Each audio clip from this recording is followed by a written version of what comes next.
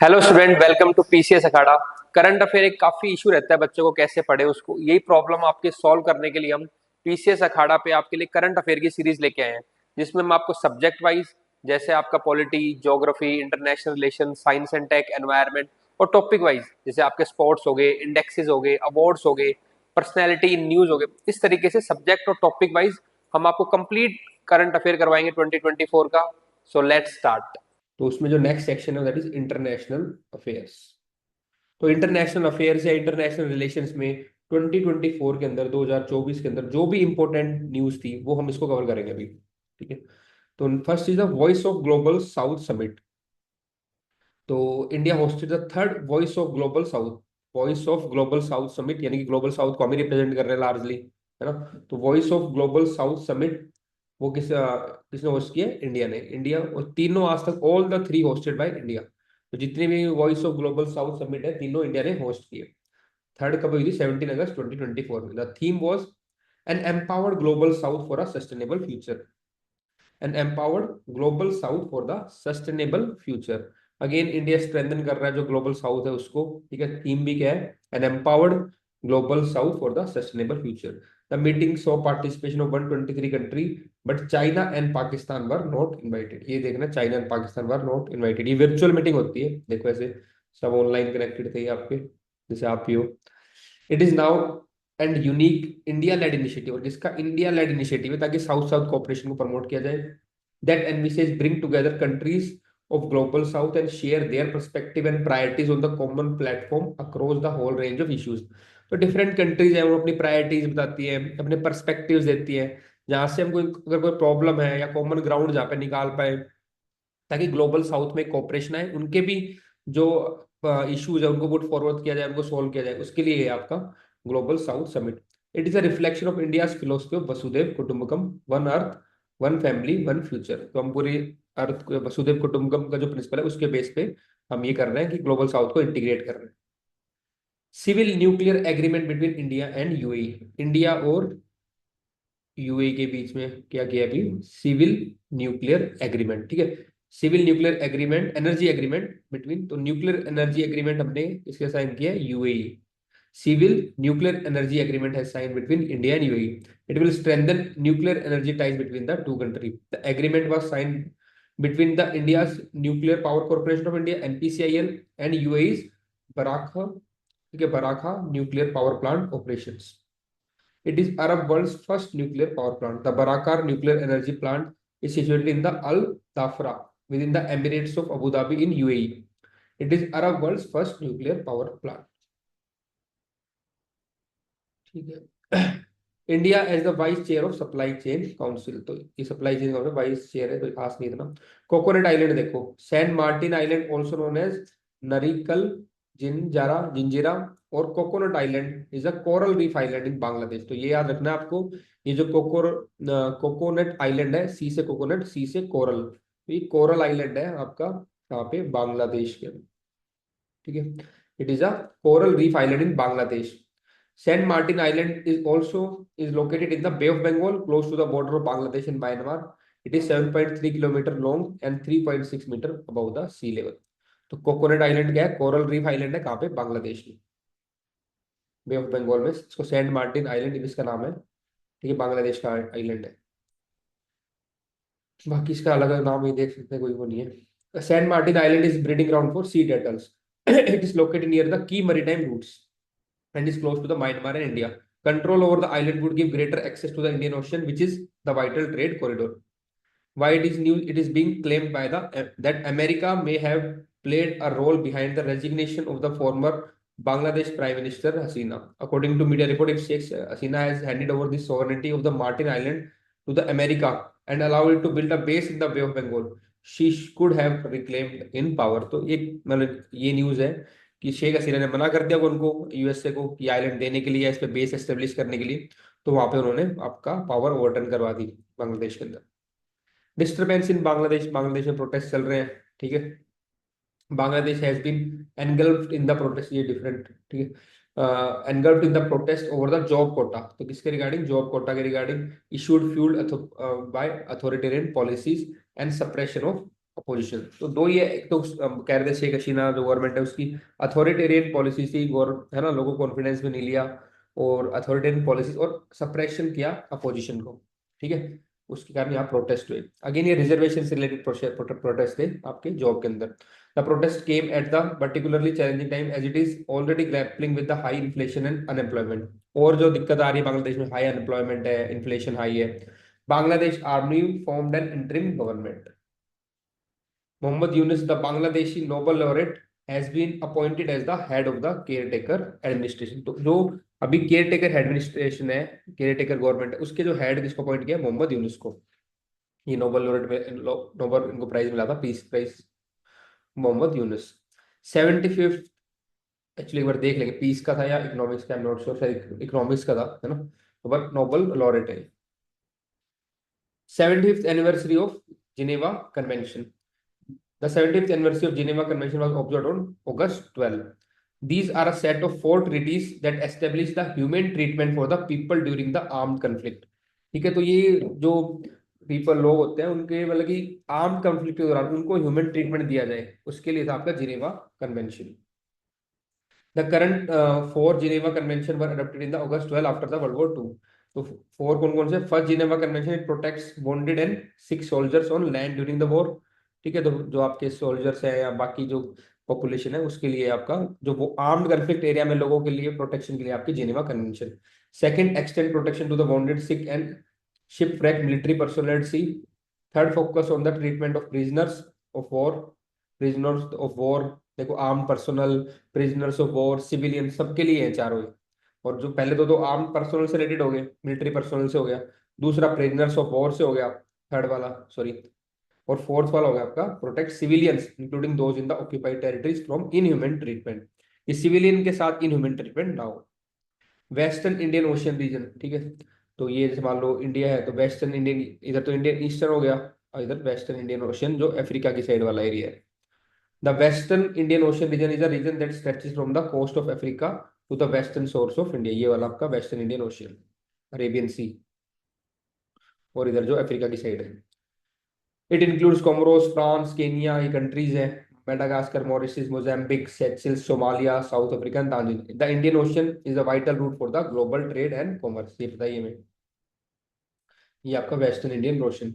The Indian ocean is rich in natural resources including fisheries, hydrocarbon and mineral deposit. The diverse ecosystem in the Indian ocean region are important for environment sustainability and biodiversity. The Indian ocean is important for India's maritime security. India Denmark smart laboratory on clean rivers. तो ये देखना, pick smart laboratory on clean rivers पे हमने, तो reverse की बात करें तो इंडिया और डेनमार्क ने, हमने ये smart laboratory on clean river setup की है। It aims to rejuvenate the Varuna river with using sustainable methods. ठीक है, वरुणा रिवर के is a minor tributary of river Ganges in the Uttar Pradesh. तो याद रखना है, रिवर गंगा की ट्रिब्यूटरी है माइनर वरुणा रिवर, कहाँ पे, उत्तर प्रदेश में। It originate in the Phulpur in the Prayagraj district, merge into the Ganges near the Sarai Mohana in the Varanasi district. तो प्रयागराज से ओरिजिनेट होती है और मर्ज होती है आपकी गंगा में, कहाँ पे, वाराणसी डिस्ट्रिक्ट में। Ukraine path to peace, a 2 day summit on peace in Ukraine title path to peace summit was held in Switzerland. तो ये पूछ लेगा Ukraine path to peace summit कहाँ पे हुई है, तो a 2 day summit on the peace in Ukraine. ठीक है, यूक्रेन में पीस है उसके लिए जो समिट हुई थी, पाथ टू पीस समिट, वो कहाँ पे हुई थी, स्विट्जरलैंड के अंदर। Russia, the primary party to the conflict, was not invited by the host Switzerland due to the International Criminal Court's indictment of President Vladimir Putin। तो रशिया इसमें नहीं था, ये भी याद रखना है आपको। India, along with South Africa, Saudi Arabia, and UAE, refused to sign on to the final document released at the conclusion of the peace summit। India emphasized that only proposal acceptable to both Russia and Ukraine can lead to the peace। क्योंकि Russia को invite नहीं किया और यहाँ पे proposal आप sign कर रहे हो तो रशिया तो मानेगा नहीं, तो पीस कैसे आएगी वहां पे। ठीक है ना, तो ये path to peace summit India ने पार्टिसिपेट किया था, रशिया ने नहीं किया, ये बात है। और कहाँ पे हुई थी, स्विट्जरलैंड के अंदर। बाप्स, तो बाप्स के जो स्वामीनारायण टेम्पल, ये कहाँ पे बना है, अबू धाबी में, first Hindu temple in UAE. ठीक है, तो बाप स्वामीनारायण टेम्पल कहाँ बना है, अबू धाबी। ये इतनी सब चीजें यूज हुई है इसके अंदर। Horizon 2047 roadmap. The Horizon 2047 roadmap is a 25-year-old 25 year strategic partnership between India and France. तो ये हॉरिजॉन 2047 अगर रोड मैप आ जाता है, इससे रिलेटेड आपको बताना, ये इंडिया और फ्रांस की से रिलेटेड है, इंडिया और फ्रांस की स्ट्रेटेजिक पार्टनरशिप से रिलेटेड डॉक्यूमेंट रोड मैप है। It's a road map of 25 year strategic partnership between India and France. तो किस किस एरिया में होगा? In different areas, defence, security, geopolitical ties, economic partnership, partnership for the planet जहाँ पे sustainability की बात करेंगे, एडवांस टेक्नोलॉजी जैसे super computing, artificial intelligence, cloud computing. जब भी स्ट्रेटेजिक पार्टनरशिप आए तो तीन चार बातें याद रख लो, ये सब में काम आ जाएगी। डिफेंस हो गया, टेक्नोलॉजी हो गया, इकोनॉमिक पार्टनरशिप और एनवायरमेंट की ये पार्टनरशिप फॉर द प्लैनेट है। Indus X initiative, the US India defence acceleration ecosystem. India, ठीक है, defence acceleration, India India US, India US defence acceleration system का नाम क्या है? Indus. India US, India US defence acceleration system का नाम है आपका Indus. Aims to strengthen the partnership and collaboration between defence industries of the two country. तो इन दोनों इंडिया और यूएसए की जो डिफेंस इंडस्ट्रीज है उनमें कोलैबोरेशन के लिए आपका initiative Indus X initiative. 24th meeting of SCO, तो शंघाई कॉर्पोरेशन ऑर्गेनाइजेशन एससीओ की 24th मीटिंग ये आपको देखनी कहाँ पे होगी आपकी? 24 held head of the state Shanghai corporation, Astana, Kazakhstan. ठीक है, Belarus has become 10th member of the state, member state of the SCO. तो एससीओ का जो 10th मेंबर है दैट इज बेलारूस। तो नया मेंबर आपका बेलारूस, ये याद रखना आपको, 10th मेंबर है। 24th समिट होगी आपकी, मीटिंग होगी कहाँ पे आपकी? 24th मीटिंग होगी अस्ताना, कजाकिस्तान में। ये देख लो इसके फाउंडिंग मेंबर्स 1 2 3 4 5 6। तो पहले तो रशिया और चाइना दो हो गए, और 5 स्थान है एक्सेप्ट तुर्कमेनिस्तान, तुर्कमेनिस्तान नहीं है, बाकी कजाकिस्तान, किर्गिस्तान, तजाकिस्तान, उज्बेकिस्तान, 6 हो गए। फिर बाद में 4 मेंबर ने और ज्वाइन किया है, ठीक है, 10 हो जाएंगे। पहले 3 ने किया यहाँ पे, पहले 2 किया इंडिया पाकिस्तान, सॉरी 2017 में। फिर ईरान ने किया 2023 में, तो ये हो गया 7 8 9, और 10 नंबर पे अब लास्ट में गया Belarus. Belarus. India inaugurate Jan Aushadhi केंद्र इन मॉरिशस, हमने पहले भी किया था। इंडिया ने जन औषधि केंद्र कहाँ पे अपना लॉन्च किया? मॉरिशस के अंदर। दीज आर सेटअप अंडर प्रधानमंत्री भारतीय Jan Aushadhi Pariyojana which was launched by the department of pharmaceutical ministry of chemicals fertiliser in November 2008। तो ये जो प्रधानमंत्री भारतीय जन औषधि परियोजना है, ये कौन सी मिनिस्ट्री के अंदर आती है? आपकी ministry of chemicals and fertilizer, क्योंकि दवाइयों से रिलेटेड बात है, इसलिए ministry of chemicals and fertilizer involve है इसके अंदर। और कौन से, हमने मॉरिशस के अंदर भी क्या खोलने हमारे? जन औषधि केंद्र, ठीक है। स्क्वाड ग्रुपिंग, स्क्वाड ग्रुपिंग क्या है? Following the successful US Japan Philippines trilateral summit and joint maritime patrols in the South China Sea, a new grouping called squad has been formed. This group consists of United States, Japan, Australia and Philippines, aims to counterbalance China's influence amid territorial dispute with the Philippines. तो Philippines के साथ China के territorial disputes को counter करने के लिए तो Philippines अपने साथ किन किन को लेके आए? 3 और लोगों को लेके आए, एक तो यूएसए, एक जापान, एक आपका ऑस्ट्रेलिया। इन चारों का बन गया आपका स्क्वाड ग्रुपिंग, ठीक है। The squad has become the recent edition to the series of minilaterals security groups in the Indo Pacific. तो ये याद रखना, इंडो पैसिफिक के अंदर काफी मिनीलेटरल्स बन रहे हैं। मिनीलेटरल है छोटे छोटे ग्रुप्स, तो जैसे क्वाड हो गया, ठीक है, फिर अभी आपका स्क्वाड बन गया, ये सब क्या बन रहा है? मिनीलेटर्स बन रहा है कहाँ पे? इंडो पैसिफिक रीजन के अंदर। देखो क्वाड हो गया, ओक्कस हो गया, यूएस फिलीपींस जापान ट्राइलेटरल हुआ, अब बन गया यूएस फिलीपीन जापान और ऑस्ट्रेलिया मिला के squad. And the US Japan South Korea trilateral are the some of the example of minilaterals. तो मिनी लेटर का क्वेश्चन मेंस के अंदर भी आ सकता है, तो वहां पे आप बता सकते हो कैसे इंडो पैसिफिक में नए नए मिली लेटर्स बन रहे हैं। Minilaterals are typically involve 3 to 9 countries collaborating in informal setting, ठीक है। तो 3 to 9 कंट्रीज होती है, they collaborate in informal setting to address specific and common challenge faced by these country. और बनाते क्यों हैं? टू एड्रेस द स्पेसिफिक, कोई पर्टिकुलर स्पेसिफिक या common challenge faced by these country. Minilaterals are task oriented, exclusive and more conducive to reaching the consensus. क्योंकि कम ही लोग होते हैं, कम ही मेंबर होते हैं, तो क्या होता है? कंसेंसस इजी हो जाता है इनमें। Their informal nature also makes them more agile and adaptable, क्योंकि इनफॉर्मल नेचर है, कोई फिक्स नहीं है, तो they are more prone, they can easily changeable, agile and adaptable, ठीक है। एनिमल डिप्लोमेसी क्या है? Animal diplomacy is a diplomatic tradition that involves giving or lending animals as a sign of goodwill between countries, ठीक है। तो between different countries कोई अपना animal land कर रहा है या दे रहा है, this is animal diplomacy. It can be way to promote cultural exchange, environment diplomacy and public diplomacy. China की से पांडा डिप्लोमेसी थी, ठीक है। Orangutan diplomacy by Malaysia, elephant diplomacy by Asia, koala diplomacy by Australia. This is animal diplomacy. India telecom policy, ठीक है। DOT is establishing strategic international partnership and collaboration to build a world class telecom system to enhance global connectivity and position India as a global leader in the digital innovation and infrastructure। जो हमारी telecom diplomacy, उसमें हम क्या करेंगे, अपनी जो telecom industry है, infrastructure, उसको स्ट्रेंथन करेंगे, ग्लोबल लेवल के स्टैंडर्ड्स लेके आएंगे, ताकि वर्ल्ड में हमारा नाम हो इसमें टेलीकॉम डिपार्टमेंट, उसी के लिए है टेलीकॉम आपका diplomacy. Telecom diplomacy has help attract new businesses, ventures, force partnership with the global leader। तो इस टाइम टेलीकॉम डिप्लोमेसी में हम यही करेंगे, अपनी कुछ मान लो इंफ्रास्ट्रक्चर बाहर कंट्री में सेटअप करेंगे, बाहर वाली कंट्री को यहाँ पे इनवाइट करेंगे, आप यहाँ पे सेटअप करो, ठीक है, अपने इंफ्रास्ट्रक्चर और टेलीकॉम के अंदर, ठीक है। नए नए वेंचर्स लेके आएंगे, पार्टनरशिप करेंगे ग्लोबल लीडर्स के साथ, ये है telecom diplomacy. Chabahar port in India, India and Iran sign 10 year contract for operating Chabahar port in Iran. तो ये याद रख लो, अब इंडिया ने ईरान का चाबार पोर्ट को ऑपरेट करने के लिए क्या साइन किया, आपका 10 year contract. Signing of a long term contract with Iran is a part of India strategic and economic vision for the Central Asia and beyond, ठीक है। चाहबार पोर्ट के बारे में देखे तो Chabahar port is located in the south eastern Iran in the Sistan Balochistan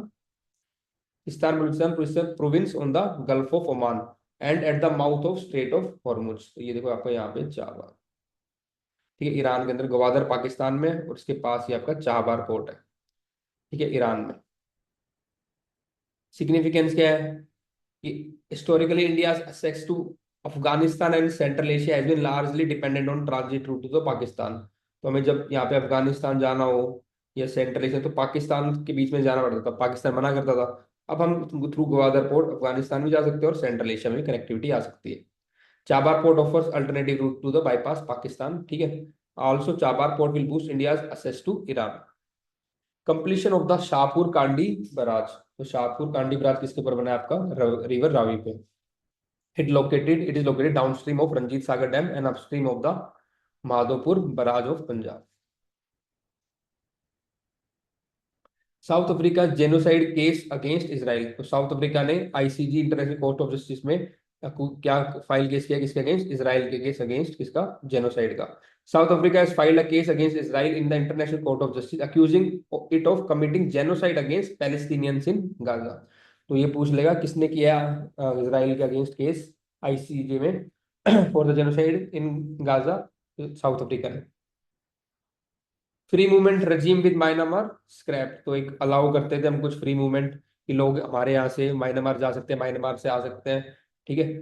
तो वो अब क्या कर दिया, स्क्रैप कर दिया। था ministry of home affair has scrapped free movement regime with the Myanmar to maintain internal security and maintain demographic structure of the Indian state bordering Myanmar. क्या था ये free movement regime, the free movement regime allow people from both side of the India and Myanmar border to travel 16 kilometre, 16 kilometre तक आ सकते हैं into each other territory without a visa, visa के बिना, but with a border पास। तो एक border पास लेके ये 16 किलोमीटर तक टेरिटरी में आ सकते हैं, म्यांमार से इंडिया में, और इंडिया वाले म्यांमार जा सकते हैं without visa, but they require a pass, ठीक है, for that, but require a border pass that is valid for 1 year that allowed a stay up to 2 weeks per visit. और हर विजिट पे 2 week तक stay कर सकते हैं, ठीक है। अब गवर्नमेंट ने इसको हटा दिया। डारियन गैप, ये देखो डारियन गैप का है आपका, ठीक है। Darien Gap is a stretch of densely forested jungle across the north Colombia and the southern Panama. तो ये नॉर्थ कोलंबिया हो गया, उधर सदर्न पनामा, यहाँ पे एक डारियन गैप आपका फॉरेस्ट का एरिया है, डारियन गैप, ठीक है। The route has seen an increasing number of people attempting to pass their way to claiming asylum in US. तो ये यहाँ से लोग रास्ता लेके यूएस में जाने का चाहते हैं, ठीक है। Darien is a national park in the world heritage site protected by UNESCO. It contains an exceptional variety of habitats such as sandy beach, rocky coasts, mangroves, swamps, lowlands, and highland tropical forest with extensive wildlife। तो बस ये देखो Darren gap कहाँ पे आपका, आपका ये Colombia के नॉर्थ में और south of Panama. Project Prayas is joint initiative between Indian ocean International Organization for Migration IOM and Ministry of External Affairs and the Indian Council of world affairs. The project goal is to help Indian students and workers migrate safely, regularly and in an orderly manner. ये आपको याद रखना है। Project प्रयास किससे related है? तो जो माइग्रेशन स्मूथ हो जाए उससे रिलेटेड है।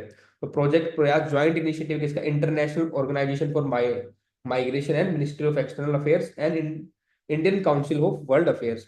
द प्रोजेक्ट्स का गोल क्या है? The projects goal is to help Indian students को हेल्प करना है एंड वर्कर्स, इंडियन स्टूडेंट्स और वर्कर्स को हेल्प करना है किसमें? Migrate safely, regularly and in orderly manner. The project involved collaboration with MEA, Niti Aayog, and the state government. The project aimed to strengthen international migration governance by making policy recommendation. तो particular कुछ policy recommendation बताई जाएगी, इस तरीके से migration होना चाहिए ताकि हमारा जो माइग्रेशन गवर्नेंस है उसको स्ट्रेंथन किया जाए। तो इंटरनेशनल माइग्रेशन ऑर्गेनाइजेशन के बारे में अगर पढ़ना हो तो it was established in 1951। The International Organization of Migration, the UN migration agency, UN की एजेंसी है International Migration Organization, International Organization for Migration, IOM। ठीक है। Article 99 of UN charter and Gaza. ठीक है, इसराइल गाजा वॉर चल रहा है, उसी के रिगार्डिंग है। Article 99 of the UN charter about UN secretary general Antonio Guterres made a rare move on Wednesday invoking, इसने article 99 of UN charter invoke किया to formally warn the security council of the global threat from the Israel war on the Gaza. The secretary general may bring the attention of the, तो article 99 के अंदर the secretary general attention लेके आता है security council की, भाई ऐसे action अगर चलता रहा तो there can be chance of, possible chance of war. ठीक है। The Secretary General may bring the attention of the UNSC that any matter which is in his opinion may threaten and maintain the international peace and security। तो कोई भी ऐसा matter जिसका ध्यान वो देना चाहता है तो आर्टिकल 99 के अंदर वो यूएनएससी का ध्यान उसकी तरफ अट्रैक्ट करा सकता है, बता सकता है कि ये situation can lead to disturbance of international peace and security.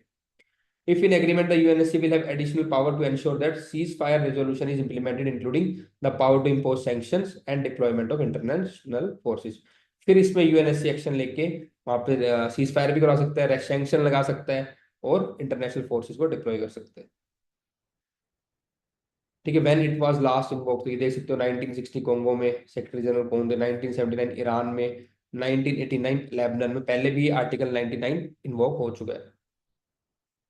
Operation Toofan Al Aqsa and Israel Hamas war. ठीक है, Hamas attack Israel under operation Al Aqsa. तो ये याद रखना है, हमास ने इजराइल पे किया अटैक, उस ऑपरेशन का नाम क्या था आपका?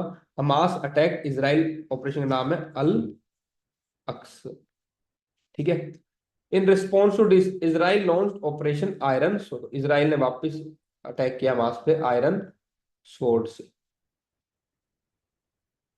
swords against Hamas। India also launched Operation Ajay to evacuate citizen from Israel। ठीक है, तो हमारे जो सिटीजन इसराइल के अंदर थे तो उस वहां से इसराइल से हमने इवैक्यूएट किया इंडियंस को। ठीक है, थ्रू द ऑपरेशन अजय, यहाँ पे ऑपरेशन अजय। आयरन डोम। ठीक है, आयरन डोम की बात करें तो इनका डिफेंस सिस्टम है इसराइल का। जैसे मान लो मिसाइल आ रही है ईरान से इसराइल के ऊपर, तो इसराइल काउंटर मिसाइल छोड़ेगा यहाँ से ताकि वो अपने जो शहर को प्रोटेक्ट कर सके। This is known as Iron Dome air defence system. Iron Dome is a short range ground to air defence system that includes radar and Tamir interceptors missile track and neutralise any rockets missile aimed at Israeli target. तो Israel में जो भी आएंगे target उनको ये counter करके destroy कर देंगे। It is capable of being used in all weather condition. Iron Dome, तो आयरन डोम पूछ सकता है। ठीक है, किसका सिस्टम है? इसराइल का है। ठीक है, इंटरसेप्टर होती है इसमें और अटैक करने के लिए, मिस न्यूट्रलाइज करने के लिए रॉकेट्स होते हैं। तो अपने इनका डिफेंस सिस्टम है किसका? इसराइल का आयरन डोम।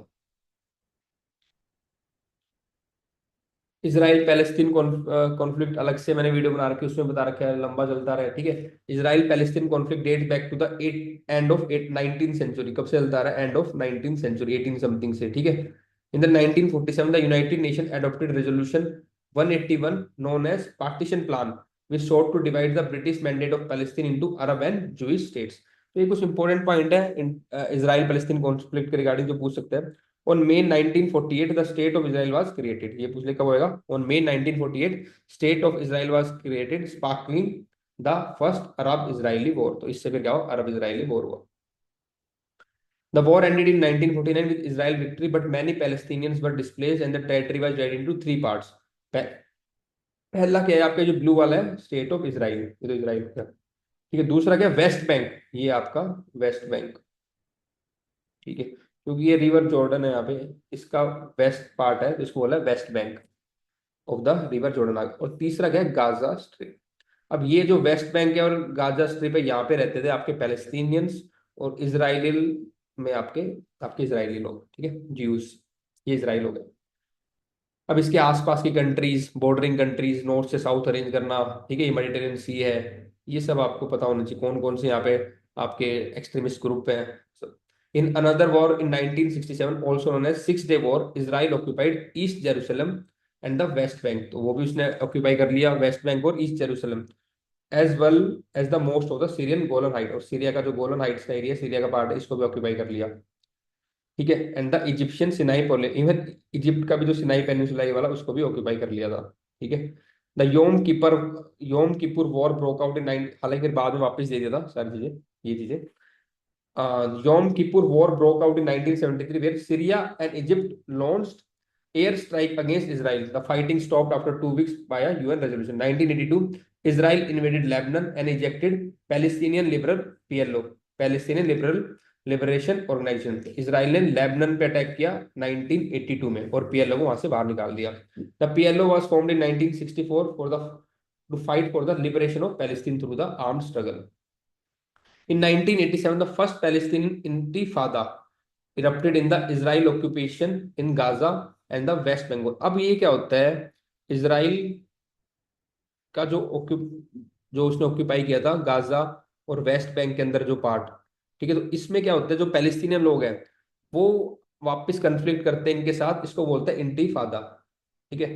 तो पैलेस्टीनियंस इसराइल पे अटैक करते हैं, ठीक है, उसको बोलते हैं intifada, resulting in the numerous casualty था। फिर उसके बाद क्या हुआ, ओस्लो पीस अकॉर्ड हुआ, were signed in 1993 and the subsequent accord in the 1995 leading to the formation of Palestinian authority. फिर धीरे धीरे इनमें पीस आए, तो इंतिफादा होते थे पहले, ठीक है ना, कि वापस वो लोग पैलेस्टीनियन इसराइल पे रिटेलिएट करते थे। फिर उसके बाद ओस्लो पीस अकॉर्ड साइन होने लगे ताकि आपस में दोनों में पीस है, 1995 में हुआ, ठीक है, उससे फिर बनी पैलेस्टीनियन अथॉरिटी। सेकंड पैलेस्टीनियन इंतिफादा फिर हुआ बाद में, इंतिफादा पैलेस्टीन लोगों ने वापस फिर इसराइल पे जो भी उनको अटैक किया है ना, या उनको रिटेलिएट किया। It began in the 2000 after Israel politician Ariel Sharon visit the Al अस्क mosque triggered the violence and rioting, ठीक है। तो जो पैलेस्टीनियन वायलेंस करते हैं इसराइल के अकॉर्डिंग, उसका इसराइल के खिलाफ, उसको बोलते हैं इंतिफादा, इंतिफादा। इन जुलाई 2006 a conflict erupted between Israel and Hezbollah in Lebanon, ठीक है, the Golan Heights, the northern Israel. It ended with a few months later the UN broke out ceasefire. Hezbollah is a Lebanese Shia Islamist political party and militant group. In 2006, Hamas, a Sunni Islamist militant group, won election in Palestine. तो अब Hamas जीत गया Palestine के अंदर election. Hamas defeated Fatah, the political group that controlled the PLO. Following fighting that began in 2000, Hamas considered by many as a terrorist group and has engaged in a significant battle with the Israel in 2008, 12, 14 और अब भी लगातार इनका war चल रहा है। ये कुछ हाइलाइट्स थी इसराइल और आपके पैलेस्टीनियन वॉर की। India UAE RuPay domestic card, ठीक है, इन a significant stride towards bolstering digital payments and financial inclusion in the UAE. NPCI, a subsidiary of NPCI, sorry, national international, sorry यहाँ पे आएगा national NIPL, national international payment, national, sorry NPCI international payment limited, ये किसकी subsidiary आपकी, NPCI की है, has inked an landmark agreement with the a Al Etihad payments and indirect subsidiary of the central bank of UAE. कहने का मतलब ये है कि अब हमारा यहाँ पे क्या होगा, जो डिजिटल पेमेंट्स है, ठीक है, फाइनेंशियल यूजन के लिए, अब यूएई में भी हम हमारा क्या करेंगे, स्टार्ट करेंगे, ठीक है, रुपए वाला कार्ड जो है। The strategic partnership pave way for the implementation of domestic card scheme in the UAE powered by India's highly रुपए कार्ड नेटवर्क, ठीक है। तो इंडिया यूएई रुपए डोमेस्टिक कार्ड स्कीम एग्रीमेंट हो गया, ठीक है। तो हमने रुपए कार्ड का एग्रीमेंट किसके साथ किया, यूएई के साथ। अंडर द एग्रीमेंट NIPL, जो ये था आपका NPCI international payment limited and AEP will collaborate closely to construct, deploy and operationalize UAE national domestic card scheme, ठीक है। तो हम उनको हेल्प करेंगे उसमें, किसमें, नेशनल डोमेस्टिक कार्ड स्कीम उनको चलाने में, which aims to accelerate the growth of e commerce and digital transaction, advance financial inclusion and align with the USA ambitious digitisation agenda. तो डिजिटल फाइनेंसिंग में या डिजिटलाइजेशन में भी इंडिया बाकी countries को भी हेल्प कर रही है इवन, ठीक है। तो अभी रिसेंटली इससे एग्रीमेंट किया हमने कार्ड के लिए, रुपए कार्ड के लिए यूएई के साथ। This partnership also seeks to diversify payment option, reduce transaction cost and enhance the UAE global competitiveness in the payment industry. RuPay, a secure and widely accepted card payment network indigenous to India, will serve as the foundation of the UAE DCS. तो उनका जो digital card system है उसका जो foundation, main जो pillar होगा, that is our RuPay card. RuPay card cards encompass debit, credit and prepaid options with over 750 million cards currently in circulation। ठीक है, ये होगा अपना यूपे का, रुपए का। अब कुछ इंपॉर्टेंट पॉइंटर देख लेते हैं जो इंटरनेशनल रिलेशन में चल रहे थे। India has extended $300 million line of credit to Vietnam for enhancing Vietnam's maritime security, an MOU to develop a national maritime heritage complex in Lothal. ठीक है, तो इंडिया ने क्या किया, एक्सटेंड किया $300 million line of credit to Vietnam. ठीक है, Malaysia has decided to join international big cat alliance. तो Malaysia decided to join international big cat alliance.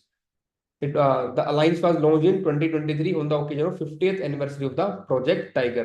India and Poland has decided to start Jam Sahib of Nawanagar Youth Exchange Program.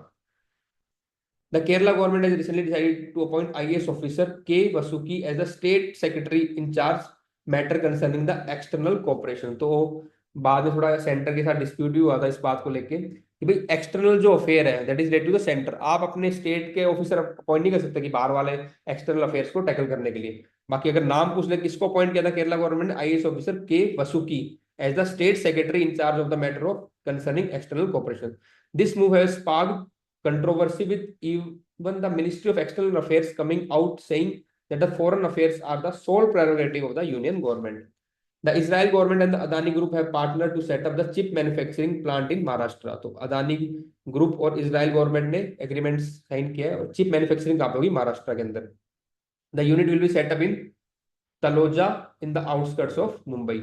India has provided immediate assistance of $1 million to Papua New Guinea which was struck by the devastating flood. तो हमने यहाँ पे add किया, ठीक है।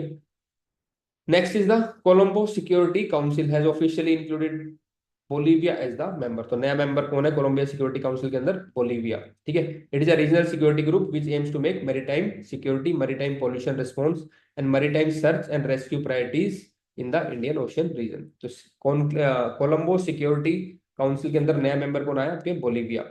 India has become a chair of the regional grouping of Colombo process.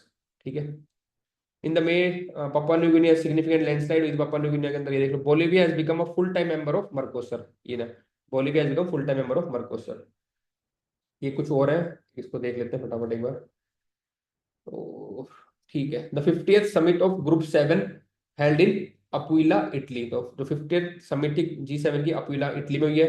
The second India US strategic dialogue on Africa was held in Washington DC.